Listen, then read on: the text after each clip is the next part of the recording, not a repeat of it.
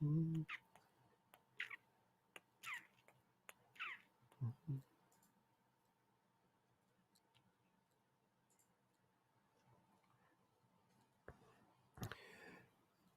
everybody.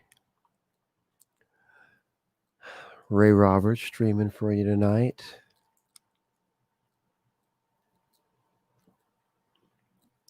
I'm here with my guest host tonight, Miss Sirma Roberts. She finally decided to start earning her keep around here. She decided she wants to work a little tonight.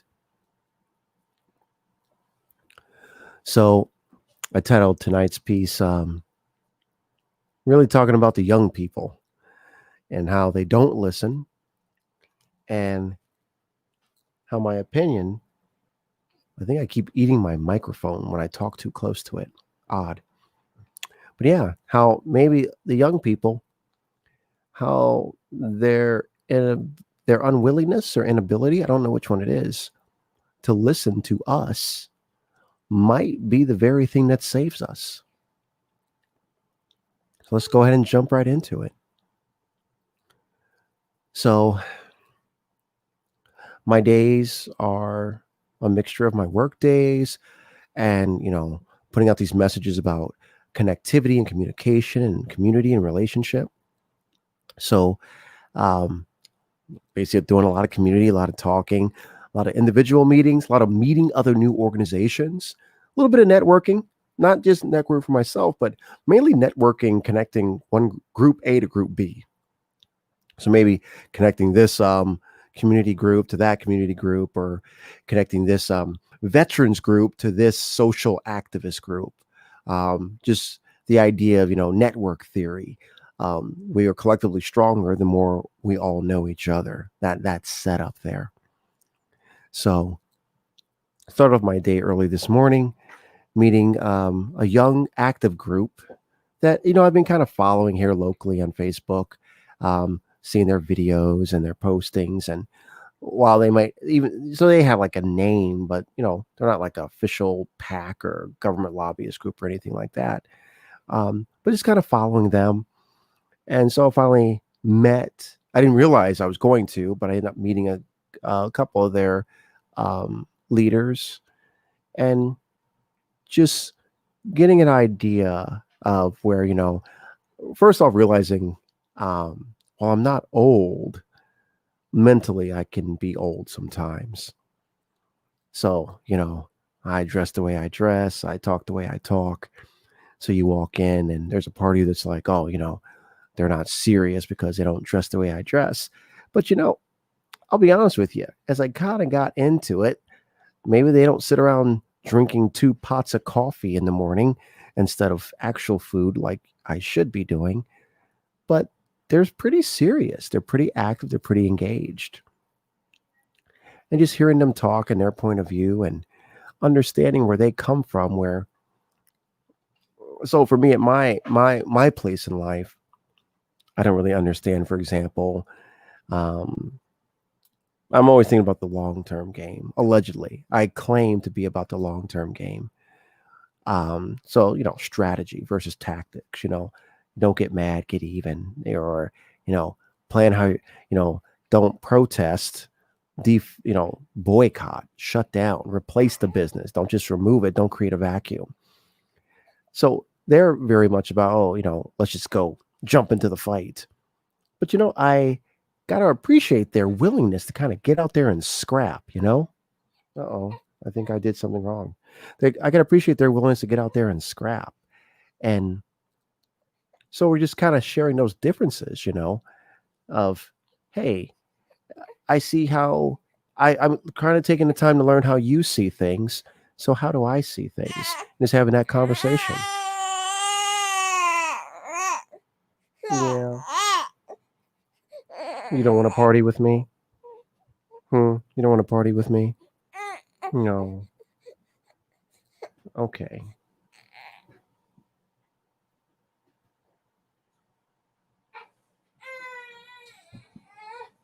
Well, that shows how bad of a host I am. My co-host quit on me. So, but just, it's that idea of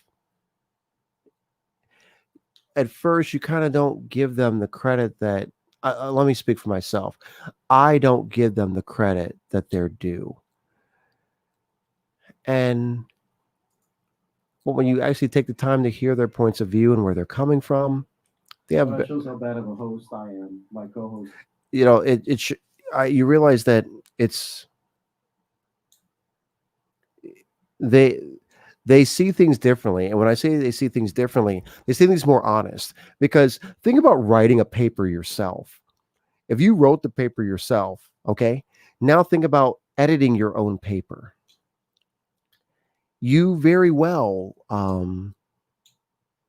could see your own errors.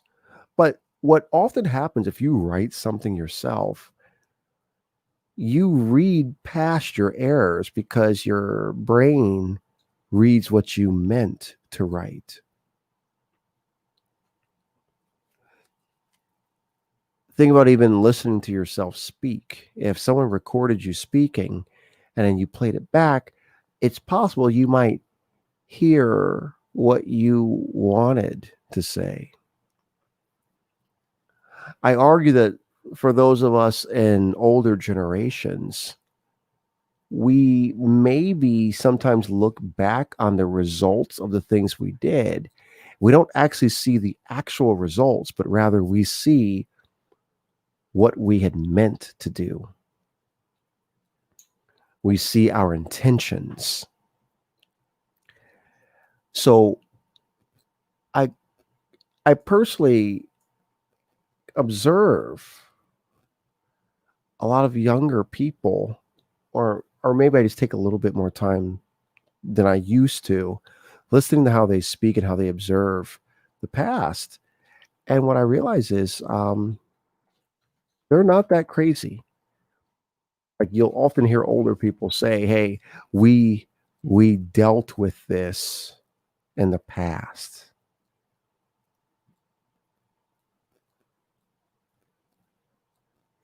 Um, so they'll say, "Oh, civil rights, we dealt with this in the past." But I can totally respect these younger kids saying, "No, actually, you didn't, because if you had actually dealt with this in the past, I wouldn't have to deal with it." See how that mentality works? I could totally understand younger folks saying, if you older folks had actually dealt with any of this in the past, I wouldn't be dealing with it.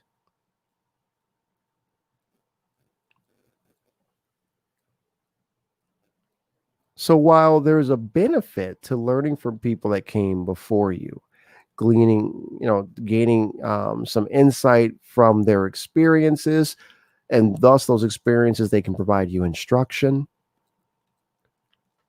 I can step outside of myself and my generation and understand why they're kind of like, no, we don't really need anything to hear from you guys. You had your time, you know. So maybe for some of them, okay, boomer is not just 50-year-olds and older. Maybe it's just anybody who's been on this planet long enough to have, as a generation, have affected more change than they have. And when they run into those of us who spend more time explaining why we haven't done more change, and yeah, let's say that more directly. If you spent more time talking about why you didn't do change than you did trying to do change, I think it's reasonable that change makers call us out on that. That's what I see this new generation being. They're change makers. I work in corporate world right now, and for some odd reason, corporate world loves military. I'm gonna call them fables. I'm not saying there's no ex-military in corporate world. I'm just saying corporate world as general is not mostly military, but they love military fables, folklore, ideas, concepts, figments of imagination. And one of the more popular ones is you'll talk about doing change or innovation, or at least making a new decision. And there's always, not always, there's often someone in the room who makes a comment about, well, an aircraft carrier doesn't turn on a dime. Well, an aircraft carrier, it takes some time to turn that bad boy around. Here's the thing about aircraft carriers.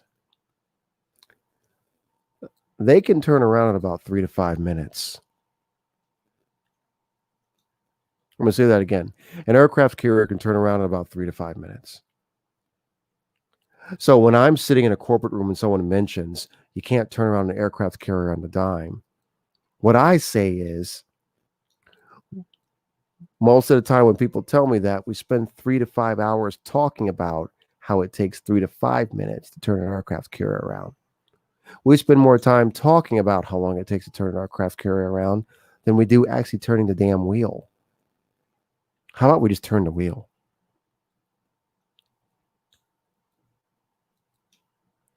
And that's kind of what I see these young kids doing.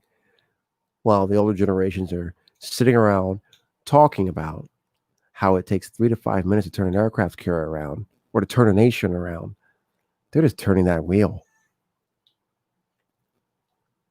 You're right. It's abrupt. It's jarring. It's not the norm. It's uncouth. It's tactless, but it's effective. I find myself amazed that my age and older, we're still sitting around asking these kids, what do you hope to get from all this? While they're doing more in a couple years than we've done in the last 20. Think of the audacity. These kids have done more in the last couple years through their efforts than we have done in the last 20. And we're sitting around asking them, what do you hope to get from all this? What's your goal? What do we know about goals? Our goal has been, I mean, what has our goal been all this time? Our goal has been status quo. Our goal has been don't rock the boat. Don't make things worse than they have been. We talk about how silly Trump is for saying, make America great again. If we're honest, what was our hat? Our hat was what? Don't make it worse than it's been? If we're honest, that was our hat. If Trump's hat was make America great again, and that's silly, and we know how silly that is, I think our hat was just as silly. Don't make things as bad as they have been. That was the definition of success. So if we are half the adults we claim to be, we can look at these younger kids and give them a little bit of respect, a little bit of credit. Now, again, throughout my entire day today was talking to younger people. Like I'm 38 years old. So I would honestly say the average age of a person I engaged today, I'm just going to make up a number. I think the average age might have been about 26, 27 years old today. And don't get me wrong, I had my moments, where I'm trying to be old Master Yoda, give direction. But I look at what I was doing. So let's forget what I was doing because I was probably on the side of a mountain at that age in the army. But where I was at mentally, um, and the things they're thinking about, the things they're talking about, it took me to my mid 30s to be thinking this woke, this consciously. And it's just what they are.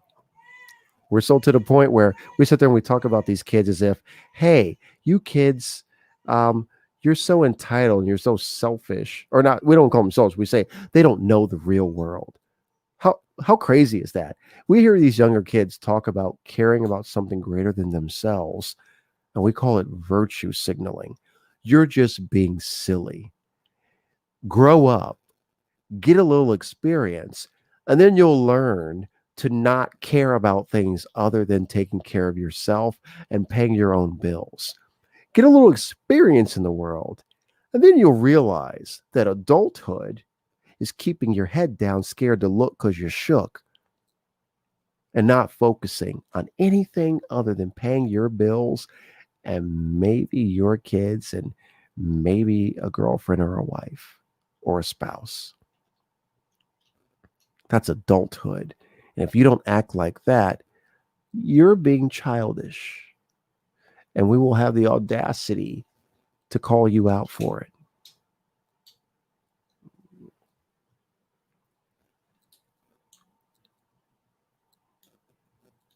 When you say it that way, we sound pretty crazy, don't we? We sound like parents who worked a farm and we stopped going to school in third or fourth grade and we raise kids.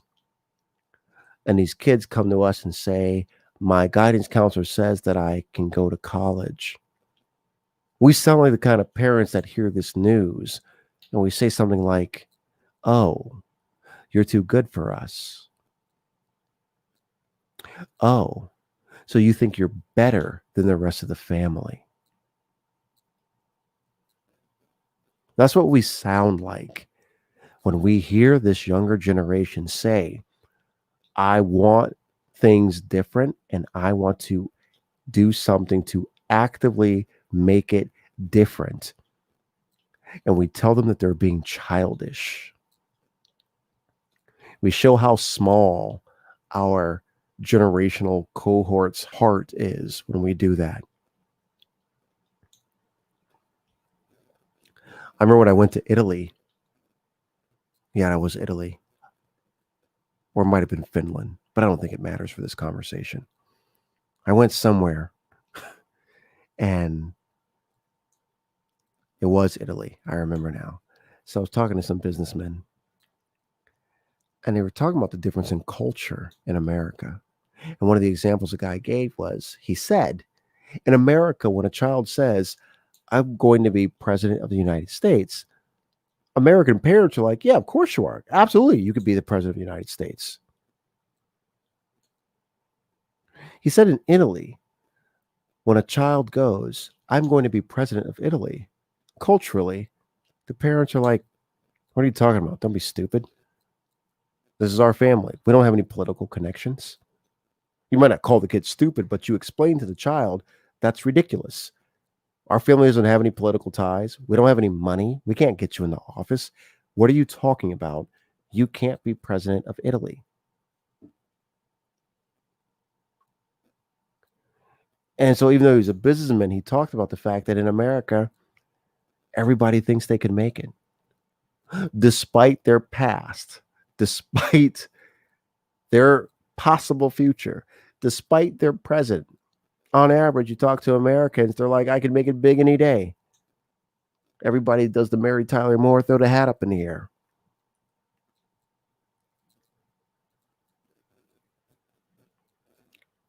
But what I think is that there's levels to that statement where we're okay with children believing that wholly, unless their aspirations are bigger than themselves. So if the kid says they want to be rich and famous, we're good with that. If the kid says they want to be the greatest rock star ever, we're good with that. If the kid says I, and the thing they want to do is really centered around them, we're good with it. We're good with if a kid says, hey, I want to end world hunger. We're not hungry. Has nothing to do with us. We're good with it. But if that child says, I want to change how this world treats certain people, we're like, ooh, I don't want you wishing things that require me to be involved.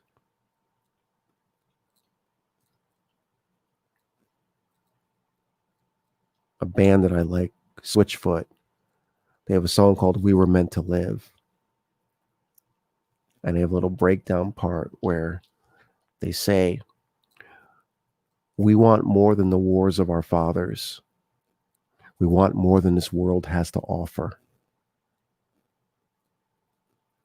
I think that's what this follow-on generation is saying to us.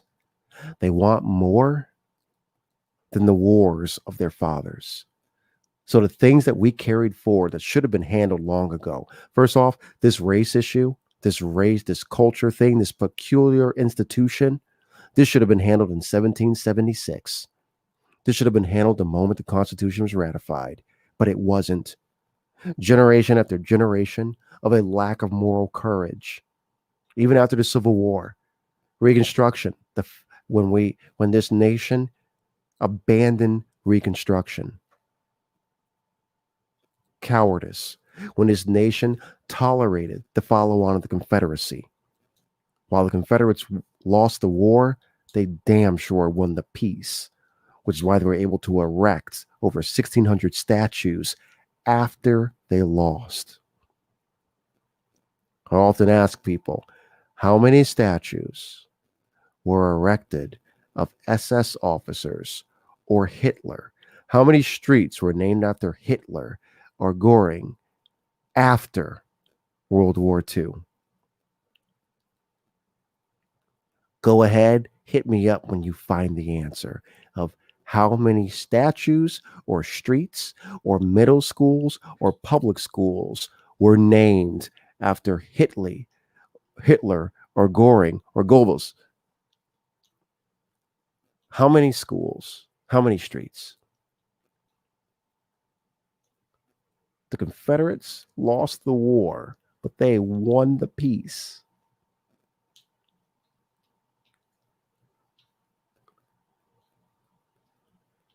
And not handling that immediately, not nipping that earlier.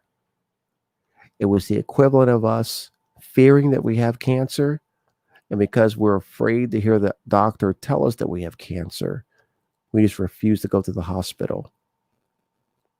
Where, had we gone earlier, the doctor, sure, would have told us we had cancer, but they could have operated earlier. It is now seeped into all parts of our system to where, while it's not impossible to save us, it's going to be extremely painful, very painful. To kill the cancer very well could kill us. We made it that way through our lack of courage and conviction to face a situation. We felt that first lump in our chest.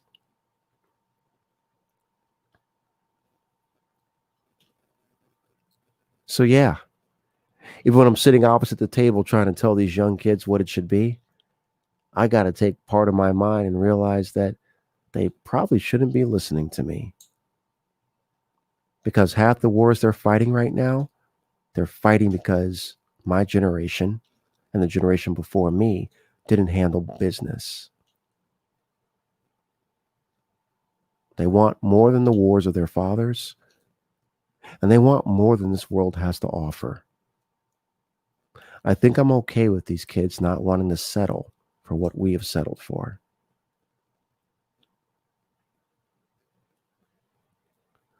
That's my thought for the night. Enjoy yourselves, and I'll see you tomorrow.